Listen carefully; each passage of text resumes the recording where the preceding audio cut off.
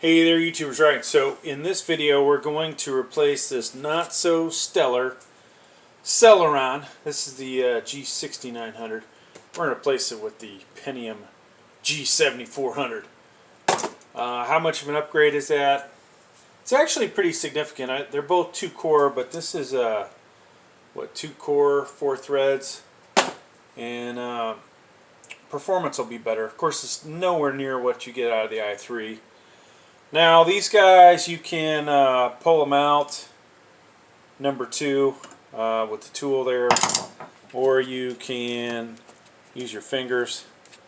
I'm just going to use my fingers, and basically we're going to rotate this way, wherever that is. Is that clockwise, counterclockwise?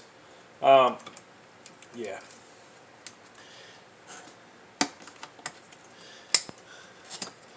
So rotate it, pop them up, get that out of there, and you can see we had quite a bit of thermal paste on there, probably a little too much. So I'm going to clean this up. I'll spare you guys from having to watch that, and then we will pull this out.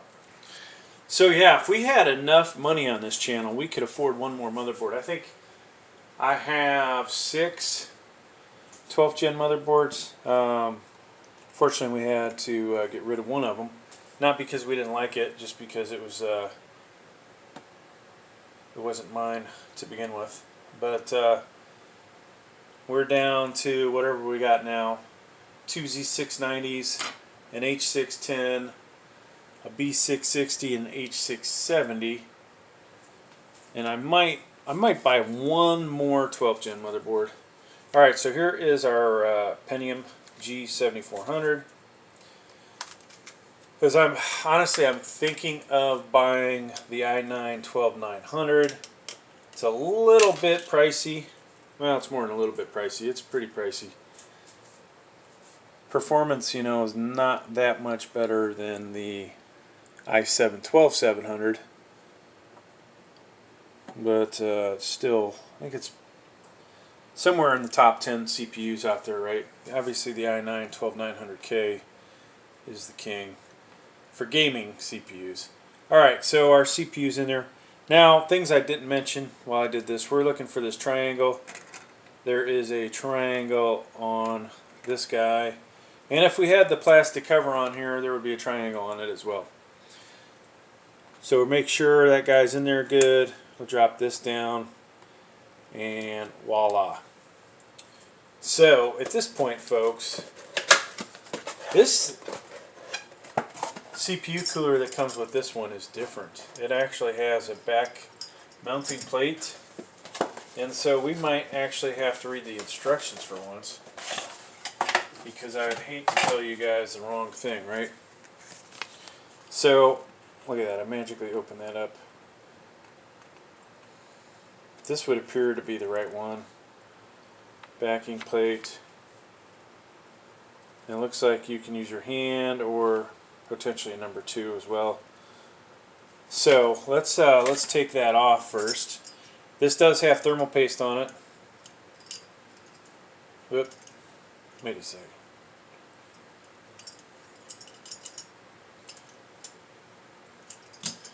You know what, folks?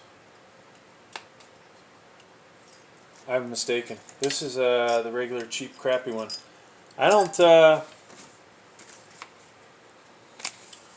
We don't have that one. I could have sworn we had that one. I unboxed this yesterday, and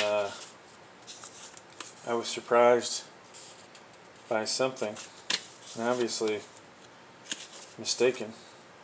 So there's different versions that come with these the stock coolers.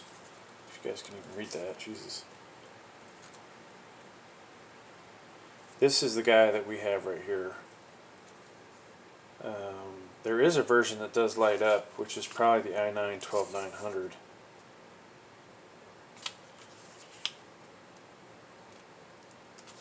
But yeah, so let's go ahead and put this in. Now I'm going to go ahead and attach our 4-pin first. on this motherboard. This is the Asus H610m. You've probably seen me pair it with quite a few CPUs on the channel. Oop. And boom, that's in. Okay, so now I do have foam underneath this, so I should be able to press this down in place. I am going to lift the motherboard up though. If you had this on a hard surface, it would be a mistake to try and pop those in, because you could bust them up.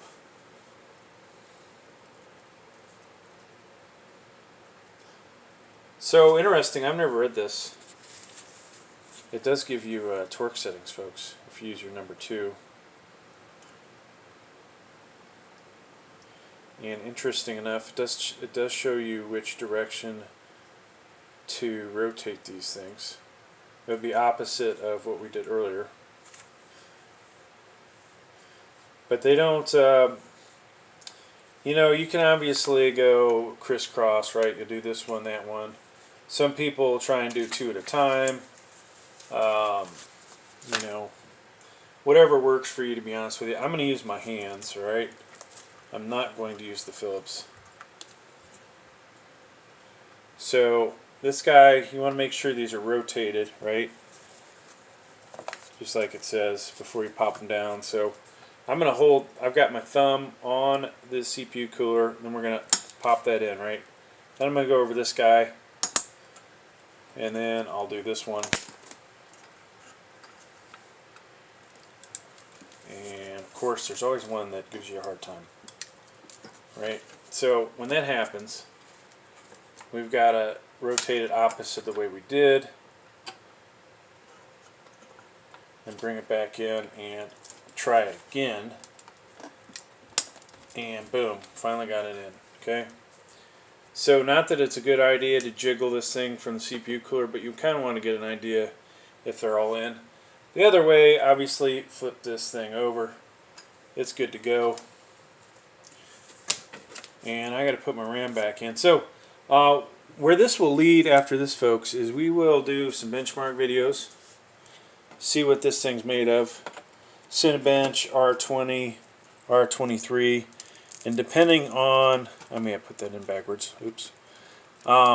Depending on which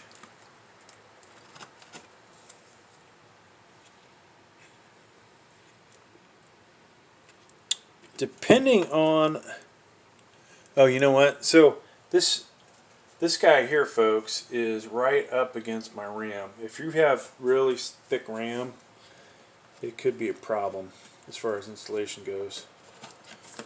And there we go.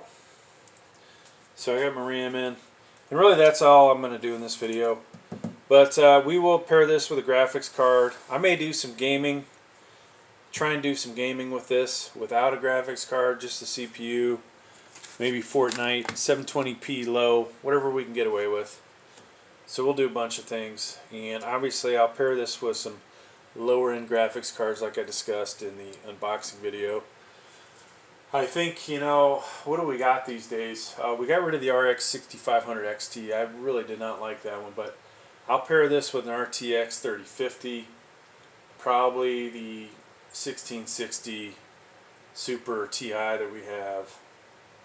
I don't know if I'm going to bother with the 470, 480, 570, but those may be, you know, ideal graphics cards for this. But hey, thanks for checking out the video. Please like, please subscribe. Thank you.